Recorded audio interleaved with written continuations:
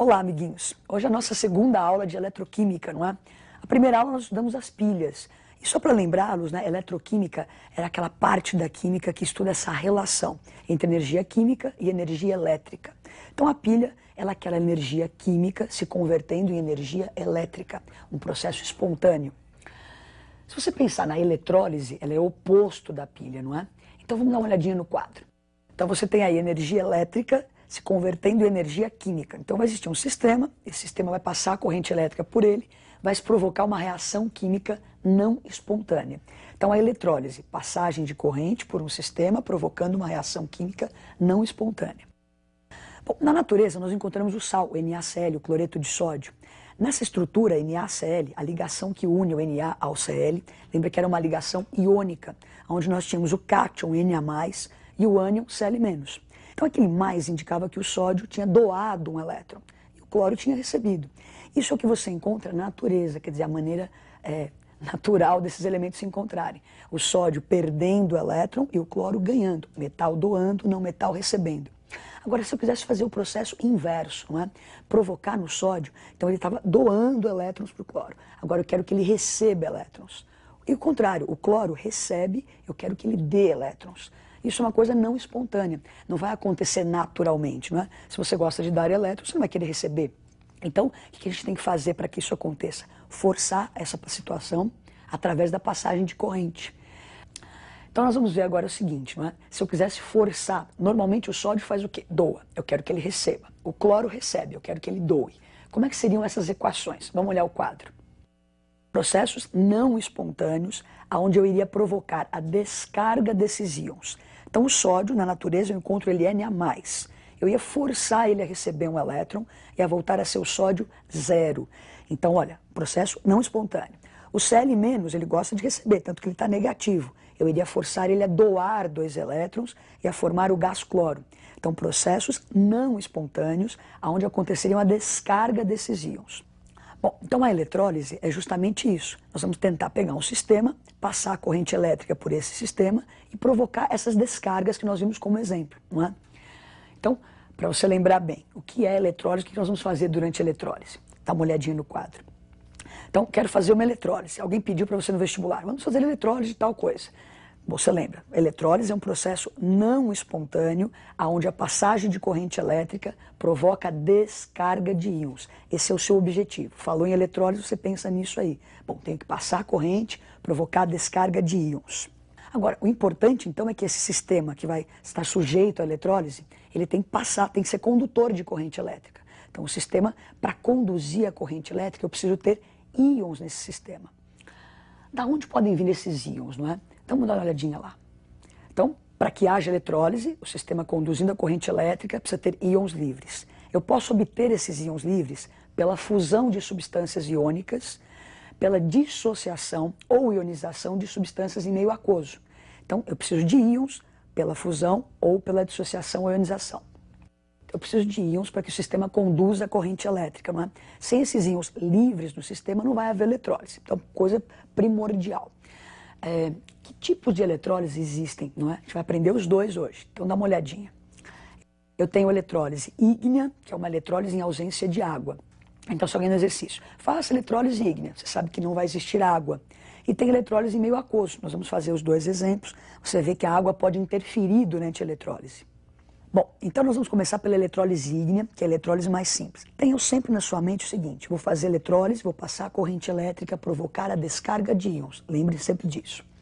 Então vamos ver como é que a gente monta uma aparelhagem para se fazer uma eletrólise ígnea. Dê uma olhadinha. Bom, eu preciso de corrente elétrica, então eu vou ter uma fonte de corrente contínua, não é? Pode ser uma pilha, uma bateria, então eu preciso dessa fonte. Os fiozinhos conectados nos eletrodos, que são essas barrinhas aí. Então eu tenho aí o ânodo e o cátodo. Então, o ânodo de carga positiva e o cátodo de carga negativa. Como é uma eletrólise ígnea, é uma eletrólise sem água. Então, normalmente você pega um material e vai fundir esse material. Então, tem um potinho aí, se você ver, tem uns aquecedores, não é? Para que haja a fusão do material. Então, dentro dessa cuba vai existir um material, ele vai passar pela fusão e a corrente elétrica, então, vai atravessar o sistema e provocar a reação de descarga dos íons que estão no sistema. Nós vamos fazer o exemplo na eletrólise do NaCl, do cloreto de sódio, então eletrólise ígnea. Então, vou pegar o cloreto de sódio, que é um sólido, para que esses íons que estão presos no cristal se soltem, eu preciso fundir o material. Essa eletrólise ígnea nós vamos fazer do cloreto de sódio. Então, nós vamos obter sódio e cloro. Também na indústria, o alumínio é obtido através de eletrólise ígnea. O alumínio é um elemento superabundante, não é? Por que ele custa tão caro? Porque essa obtenção ela é cara, não é? Então, eu obtenho o alumínio a partir da bauxita por uma eletrólise ígnea. Mas o nosso exemplo, então, é do cloreto de sódio. Vamos imaginar, então, as reações que acontecem no processo. Dê uma olhadinha no quadro e observem as reações. Então, a primeira coisa, nós temos o NaCl sólido, ele não ia conduzir a corrente elétrica dessa forma. Então, você funde o material, teremos o NaCl líquido. Ele líquido, ele perde aquela estrutura cristalina. Então, os íons Na+, e Cl- ficariam soltos, né, naquela cuba que nós vimos ali. Bom, se você ligar o gerador, vai começar a passar a corrente e vai provocar as reações não espontâneas de descarga dos íons. Então, a ideia é bom que você guarde isso aqui, olha. Cátion migra para o cátodo e ânion migra para o ânodo. Dá para meio que guardar, né? Associa. Então, o cátion vai para o cátodo e no cátodo ele recebe elétrons. Então, ele é forçado a receber 2 elétrons e vai formar sódio zero, sódio sólido. No ânodo, então, o Cl- migra para o ânodo, dando elétrons, né, perdendo, oxidando, perdendo 2 elétrons e formando o gás cloro. Então se lembra, tem naquela cuba, esses íons estavam soltos, nadando, Na+ e Cl-. Cátion migrou para o cátodo, ânion migrou para o ânodo. Bom, então nós vamos fazer agora a soma das equações para se obter a equação global da eletrólise. Então, na primeira situação, nós tínhamos o NaCl fundido, então ele liberou seus íons. Então aqueles íons, o Na+ e Cl- estavam na cuba. Então, o que aconteceu? O cátion migrou para o cátodo, onde catou os elétrons, e houve então uma reação, ele se transformou em sódio. O ânion migrou para o ânodo, se transformou em cloro, gás cloro. Então, eu vou somar essas 3 reações, o que eu tinha, e as reações que aconteceram no cátodo e no ânodo, para obter a equação global. Então, você vê que somando as 3, eu posso cancelar o Na+, posso cancelar o Cl-, os elétrons também, né? Ninguém cria elétrons. Os elétrons doados sempre têm que ser iguais aos elétrons recebidos. Então, totalizando, somando as 3 equações, eu vou ter a equação global. Então, seria 2 de NaCl, que é o que eu tinha no início, passei a corrente elétrica, formei Na, sódio sólido, e o gás cloro. Bom, então nós vimos o exemplo da eletrólise ígnea, uma eletrólise sem água. Íons, passa a corrente, descarrega, soma as equações, tem a equação global. Agora, o próximo exemplo é a eletrólise em meio aquoso, não é? Ele é um pouquinho mais sofisticada, então fiquem bem atentos para não perder nenhum detalhe, não é? Então, uma eletrólise com água. A água interfere e nós vamos ver como. Vamos imaginar, então, como é que se monta uma cuba, o que eu preciso para montar a eletrólise em meio aquoso. Então, o sistema é bem parecido, eu preciso do gerador, não é? Preciso de uma cuba eletrolítica, eu já não preciso dos aquecedores, não é? Uma cuba tradicional, comum. Coloco, então, o NaCl e água vai ser o nosso exemplo. Então, cloreto de sódio agora com água. Então, a hora que eu coloco isso na cuba, daqui a pouquinho nós vamos ver que íons que estão presentes nessa cuba. Então, o cátodo, o ânodo, tudo conectado. Quando você ligar a corrente, então, vai começar a provocar a eletrólise, que é a descarga de alguns desses íons. Só que o que acontece? Agora, nessa cuba, nós temos o Na+, temos o Cl- e a própria água, não é? Então, vai haver uma disputa. Você tem que se jogar de um penhasco, né? Ninguém quer se jogar de um penhasco. Então, o sódio, por exemplo, é o metal. O negócio dele é dar elétrons. E aí, na eletrólise, ele é forçado a receber. Ninguém quer saber de receber. Então, fica aquele jogo de empurra. Por quê? Na água, tem aquele cátion, assim, indiretamente tem o H+. Né? É pequena quantidade, mas dentro da água tem o H+, e tem o Na. Então, a água interfere nessa situação. Ela disputa com o sódio a descarga no cátodo. Já no ânodo, você tem o cloreto, não é, o Cl-, e na água tem lá o OH, não é, esse ânion embutido dentro da água. Então vai haver essa disputa. Então a água acaba disputando, presta atenção, com o cátion para ir para o cátodo e com o ânion para ir para o ânodo.